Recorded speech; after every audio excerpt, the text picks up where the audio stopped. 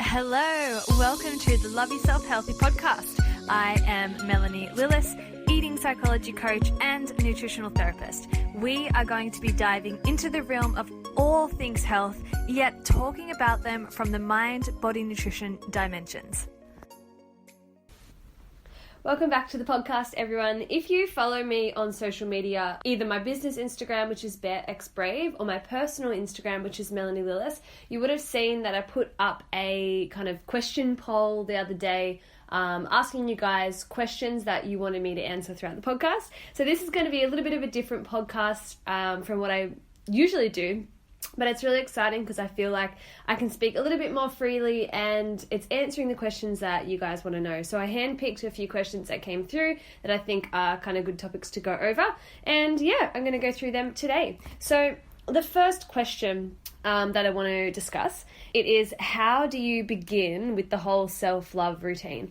So in a lot of my podcasts, I talk about self-love and I talk about creating a routine that is going to work for your lifestyle. And for a lot of people, they don't actually know what that means or how to begin. So the first thing that I would do personally, if I was someone who really wanted to work on my self-love but didn't know where to start, is with journaling. So I would sit down, grab a journal or a diary or a notebook and pretty much write down all the concerns or issues that you think you might have. So whether that is you are always thinking negative thoughts, you don't like what you see in the mirror, your life is chaotic and stressful, you are disconnected from yourself emotionally, physically, you don't have time for things like exercise and nutrition and all of that kind of stuff. And I guess when you put words down to paper, it can really highlight the key areas that you need to work on and that you may not even realize you need to work on. So yeah, that's the first thing I would do, is just kind of get all of my thoughts onto paper. Write down how you're feeling in this present time and write down also what you want to achieve. So unless you know what you want to achieve, you can't really put those steps in place to achieve them. So let's just say for me, back in the day when I had really bad body image issues, if I was starting from there, I would sit down and I would write down, my biggest concerns are that I can't go an hour, throughout the day without having really negative body image thoughts, putting myself down all the time and feeling extremely insecure. And where do I want to be? I want to be able to achieve a sense of freedom. And what that meant for me was being able to wear anything really that I put on and not care or not worry about what other people would think about what I was wearing, or going down to the beach and being able to go for a swim. And that walk from getting up from my towel and going down to the beach, back in the day, I would be, my heart would have been racing because I would have thought every single person is staring at me and judging me. And I think about that now and I'm like, everyone else is thinking about themselves. No one else cares. Don't get me wrong, when you're laying on the beach and you see someone walk past you, yeah, you might glance, but you really don't sit there and judge every single person that walks past. And if you are someone who does do that, that just reinforces how much you need to work on yourself. Because I truly believe that people who criticize other people and people who judge other people's bodies are the people who need to work on themselves the most, because that's just coming through their own insecurities. So for me, I wanted to achieve freedom in the sense of not caring about other people and not thinking that other people were thinking negative thoughts about me, which was created in my own mind anyway. Like, I was tiny, I was never big, I had never had, any body issues when you looked at me. I was, normal, in quotation marks, normal size. But that was just something that I created in my head. So if I was wanting to begin with the whole self-love routine back then, I would have sat down and gone, okay, I know that a lot of my issues come from my mind. So what is something that I can do for my mind that is going to help create more positive thoughts? And that might be meditation. So you'd pick one thing to trial and you pick one part of the day to do that so that it's not overwhelming in the beginning. So for example, if I wake up at 6 o'clock every morning, I'm going to wake up at 5:45 every morning and I'm going to spend the first 15 minutes of my day doing a guided meditation. So if you know how to do meditation yourself, go for it. If you don't, there are so many resources out there on YouTube, on Google, on Instagram, like every there is so much that you can just go and find and research yourself. So go to YouTube, go guided meditation. You can even get guided meditations for self-love, which was my latest podcast, which is actually really good. I'm just going to do a little story time right now, and I'm a little bit embarrassed to share this. But so whenever I create these podcasts, I listen to them when I am obviously editing them, but then I don't really go back and listen to them because I find that that's a little bit weird.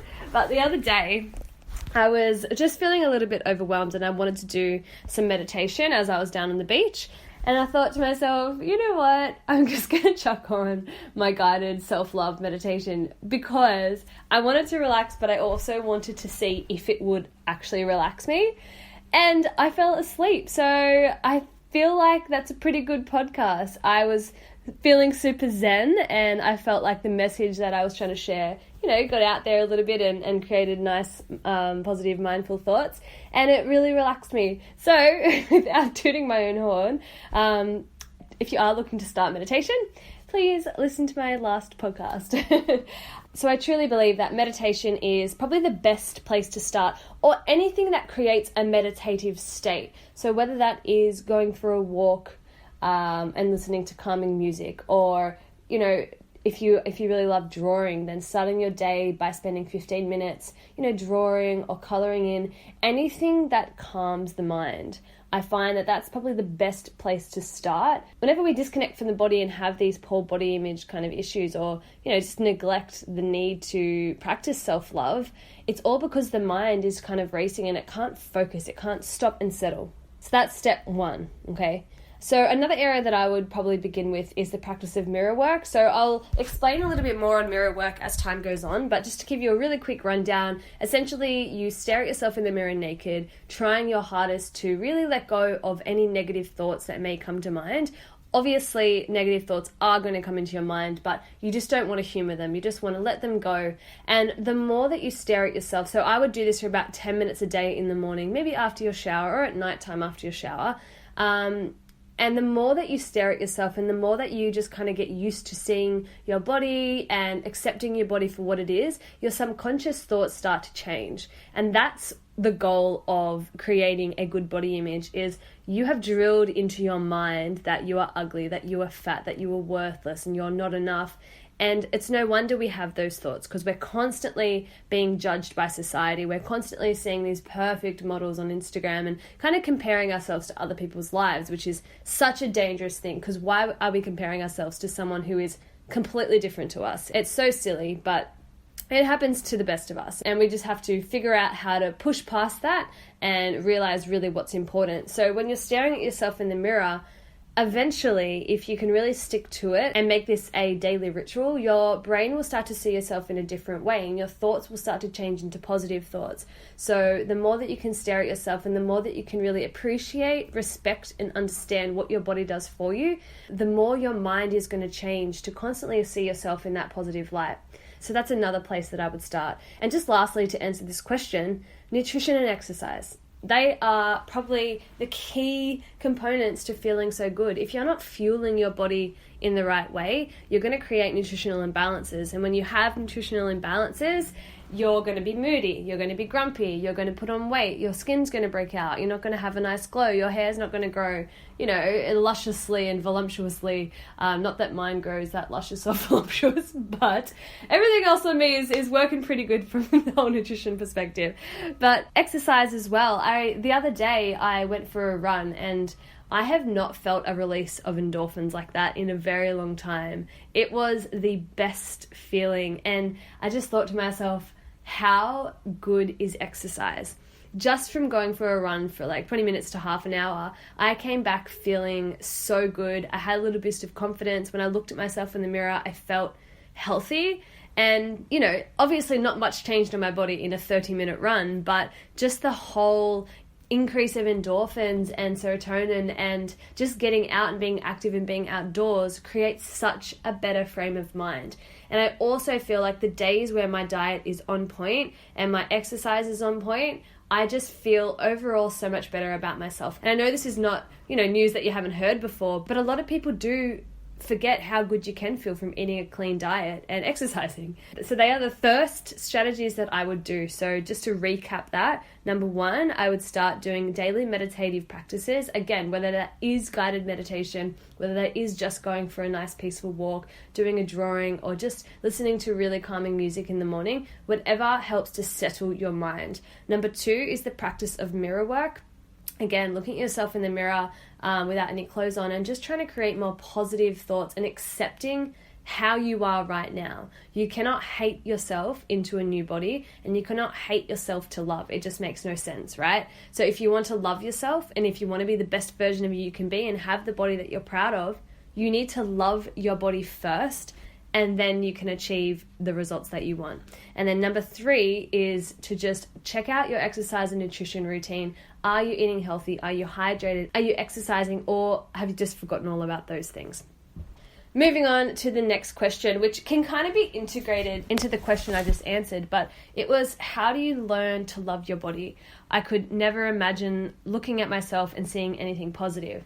Now, when I read this question, it actually brought tears to my eyes, because I have been and probably said that exact same thing to myself at one point in my life. So back in the day, I had a really bad eating disorder, and I'll touch on that later because there is a question about that next. But I just remember being in that part of my life and saying to myself, I don't think I will ever be able to feel good about myself, because my natural body shape isn't meant to be that sexy body shape that you see, on Instagram. And yeah, my natural body shape is I hold my weight on my legs and my bum and my hips, and then I'm really small at the top. So I've got a big booty and absolutely no boobs. And I used to think it was a super awkward body shape, and I never thought I could look, like the other people do. But at the end of the day, again, I know that you have all probably heard this before, but I really want you to just think about what I'm saying for a second. You are born with the shape that you were born with. You're born with the body you're born with. You hold weight where you hold weight. You physically cannot change that. You cannot change your body shape. You cannot change where you hold your fat. And why do you want to? We have such a massive, massive issue with, I'm going to call it a materialistic image. Who cares if you don't have a box gap? Who cares if you don't have double D boobs? Who cares if you don't have a really small waist and a big bum? I've shared a story about this girl before. Her name is M. Carey, and she is a girl who went skydiving, and she essentially, when the parachute got pulled, it didn't release properly. It got wrapped around her instructor's neck, and he passed out, and they free fell to the ground and just hit the ground. Now, they both should have died, and it's a miracle that they're alive, but she became a paraplegic from the waist down. But the thing is, I don't really understand how she explained it, but there's two different parts of your spinal cord, maybe. One that is like the movement, and one that is feeling, maybe. So she lost feeling from the waist down, but she didn't lose movement. So she was told that she'd never walk again, but after, I think at around 6 months, the brain and muscle connection was still kind of there, or the muscle memory. So she taught herself how to walk again, and now she's up and walking, and again, she still doesn't have feeling from the waist down, but she talks all the time about how before her accident, she would think, I don't want to wear these shorts because I look, I'm not happy with how I look, or she didn't appreciate what her legs could do for her, and now that she can't feel them, and she's still got so many issues, she can't feel them, but she also can't feel her bladder, so she can't control when she needs to go to the toilet, and she can't tell if she's got a cut, so she gets really bad infections. She doesn't know when she's got a broken bone. So all of that process, that even though she's up walking, she took all of this for granted. And that's something that I have been instilling in my brain ever since I recovered from an eating disorder, and it's that every day you should appreciate the fact that you can wake up and step out of bed, that you can walk down the stairs, that you can sit in the toilet and stand up on the toilet and go freely when you want to go. And we are so caught up with the fact that, I don't look like that girl on Instagram, or I'm not happy because, I don't have that perfect box gap. I think that we all just need to take a step back and be like, wow, look what my body can do. It regenerates all the time, and I can go outside and go for a run if I want to, and my legs hold me up every day. My arms can pick up things. My brain works. We really need to just take it back to basics and be like, what is really important in this life? When we get older, when you become a grandma, is it really going to be worth spending your entire life worrying about what size you were, rather than creating amazing experiences and working on yourself and your personality? Because I truly believe that our personality and the way we treat other people and the things that we are trying to achieve in the world, are we making a difference? They are the most important things. People are not going to remember you by your size. They're going to remember you by the impact that you made in their lives. And if you are constantly worrying about what you're eating and what you're wearing and how you look, you're not going to be the best version of yourself, and you're not going to give other people the best versions of themselves. So you need to learn to love what you have just as you are. Now, I'm not saying that you shouldn't go and try and, work on being your fittest self, or being as healthy as you can be, or, trying to get down a dress size if you feel like you want to. It's fine. I mean, go and do all of those things. Right now, I'm at the gym and I'm trying to reach fitness goals and health goals and body goals. But at the same time, I am so happy that my body works. And I'm so happy with where I am right now. And even though I still want to achieve goals, I'm separating that from hating my body, okay, to achieve those goals. And I think that's something that we all need to learn how to do.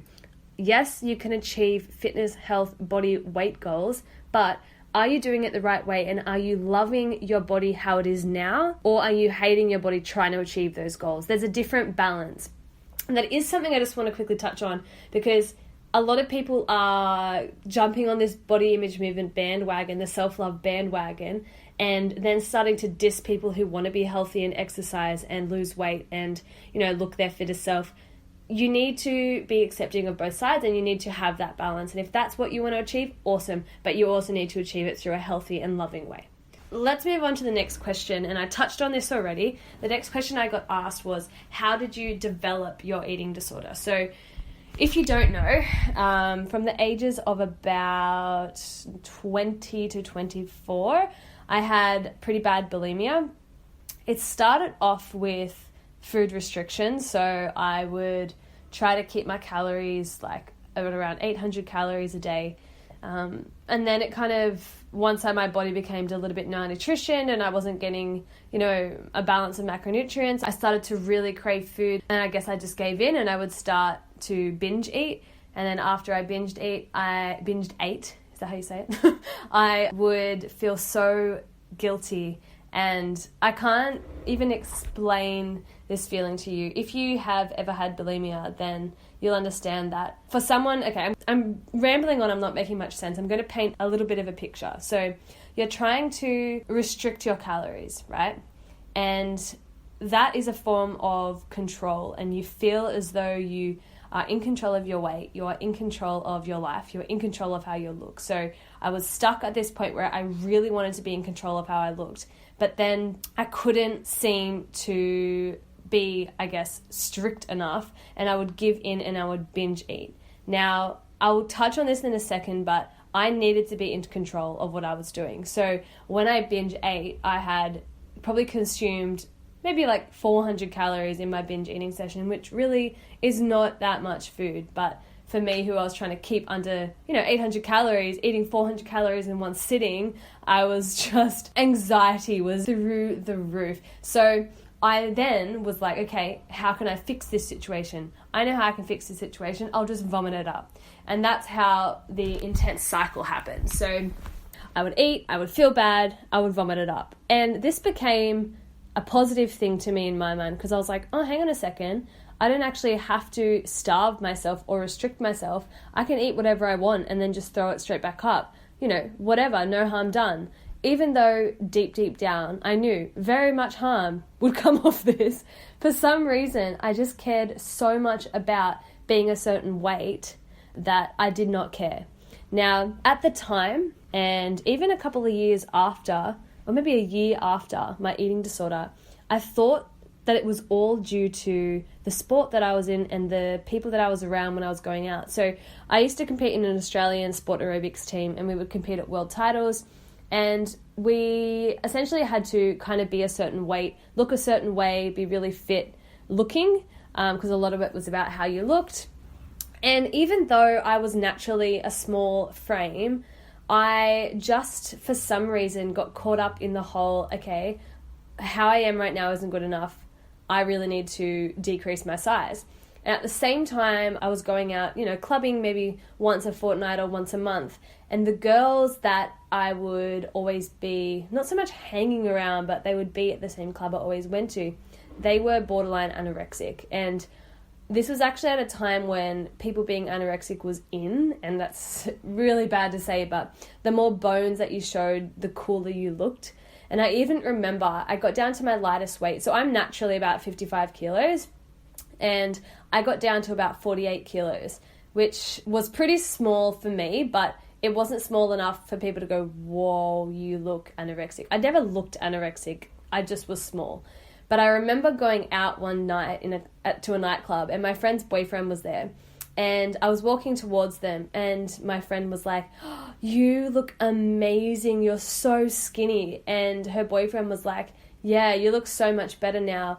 And my friend was like, and look, you've got such a flat chest. And he was like, yeah, how good does it look, having your ribs out and a flat chest? And for some reason, having a flat chest back in the day was really in as well, which, don't get me wrong, I was happy about that because I didn't have boobs.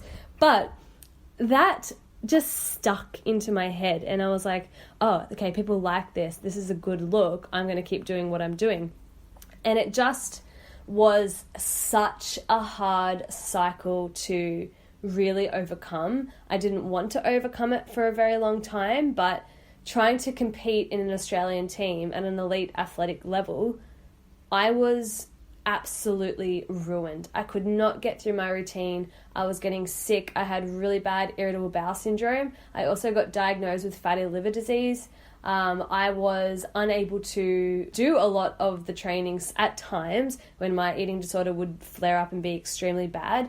And I also got glandular fever at one point and literally couldn't stand up for like longer than 15 minutes, and I was just absolutely struggling.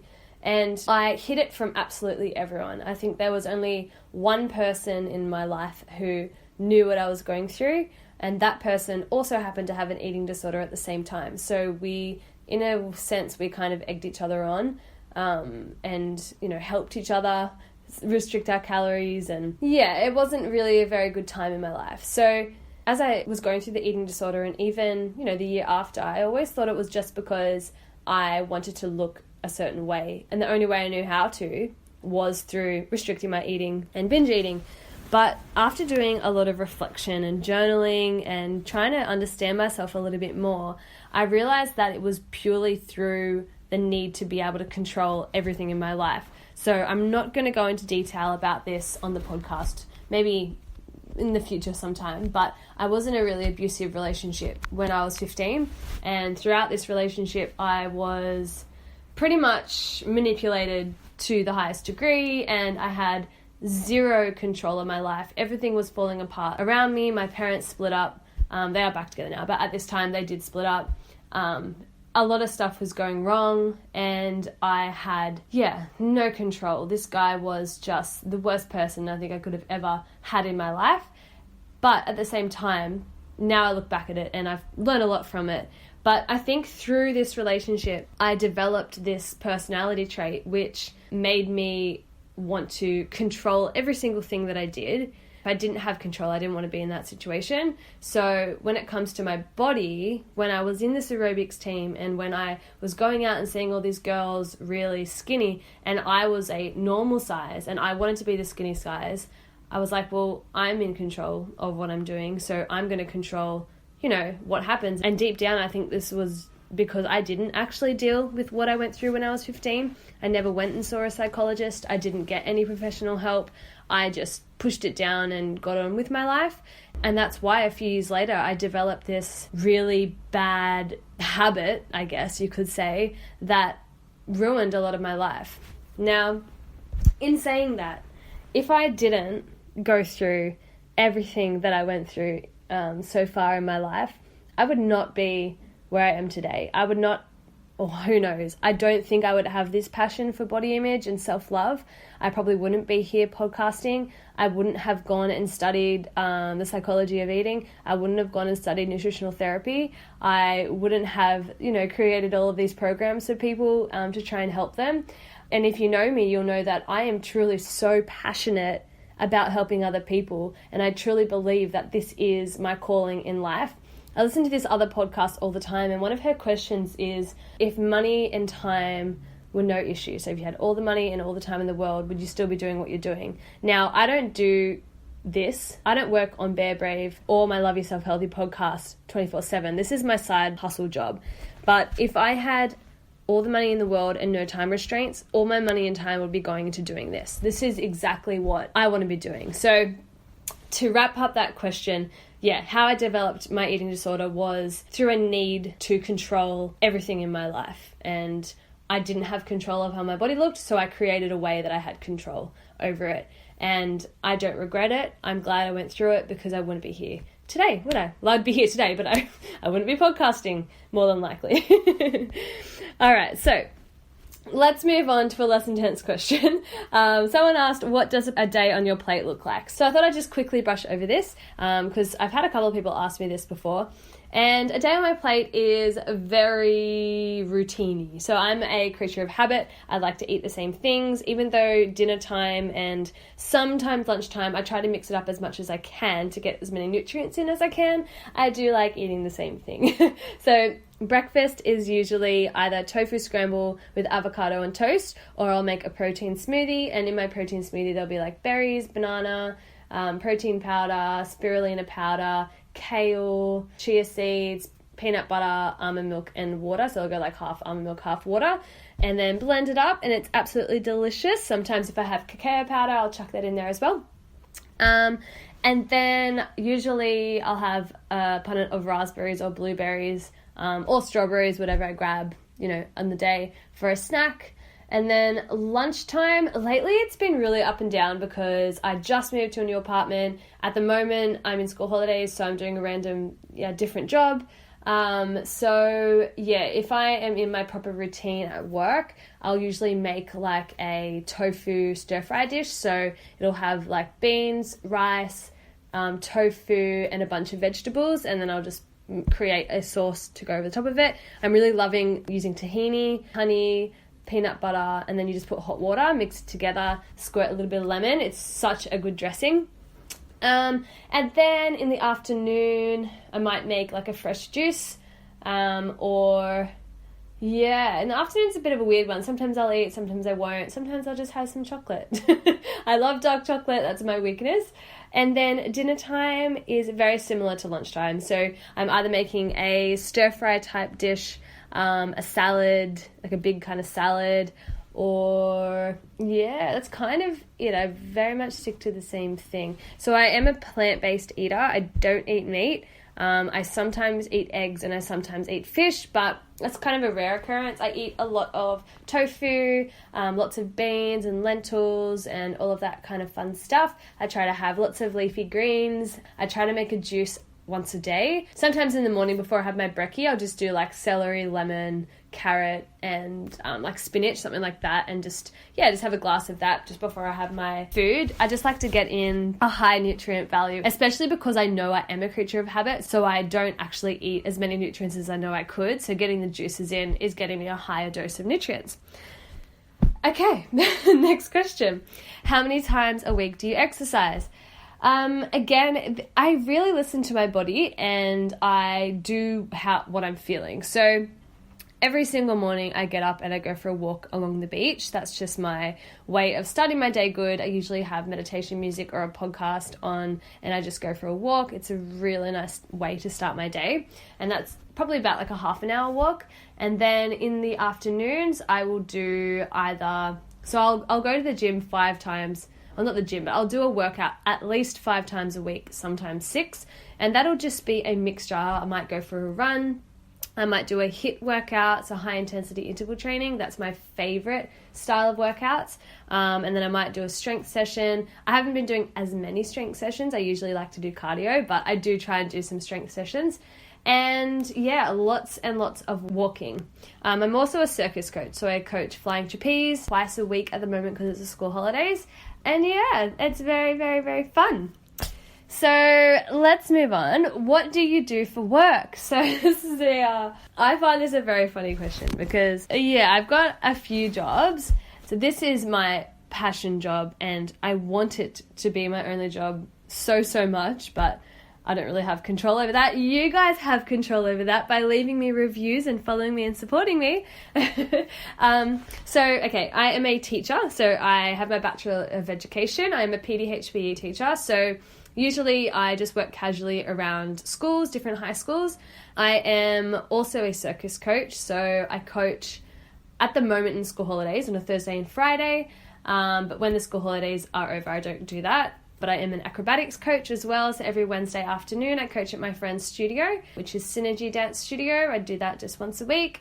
And yeah, at the moment, because it's school holidays, I am doing 3 times a week working in admin just to get some money. And then, as I said before, 2 days a week circus coaching. So I am just trying to make means of an end. I'm just trying to get money. But I don't work full time at the moment purely because I think I'm in denial.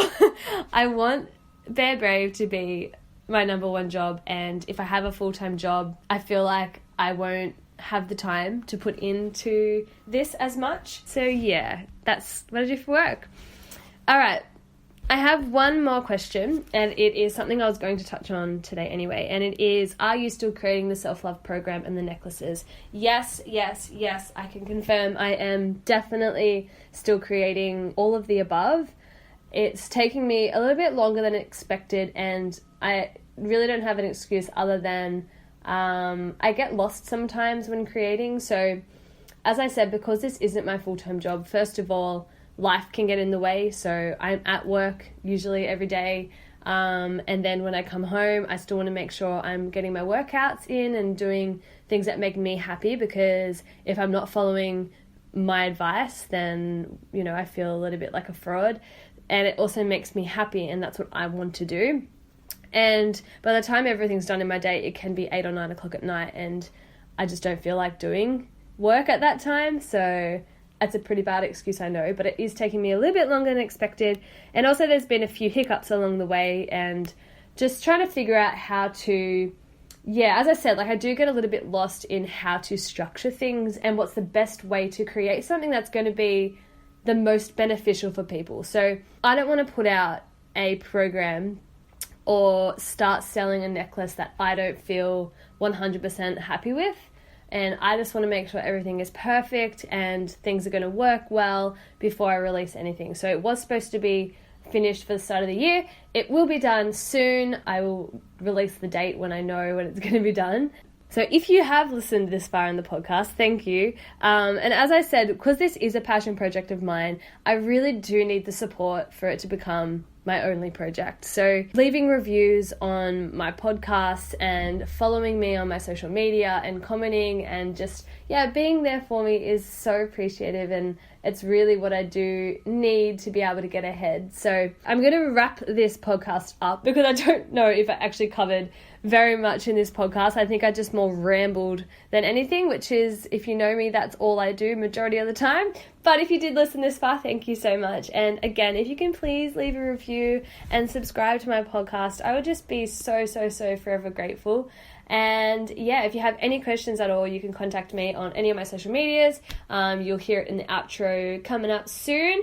If you have any requests for podcasts, can you please send them to me, to my email or even to my Bear Brave Instagram. So my email, lyh_podcast@outlook.com, and then my Instagram is bearxbrave. So have a good rest of your day. Thank you so much for listening. Please be sure to subscribe and follow me on Instagram at Melanie Lillis, or you can email me at lyh_podcast@outlook.com. I look forward to chatting with you all next week. Bye bye.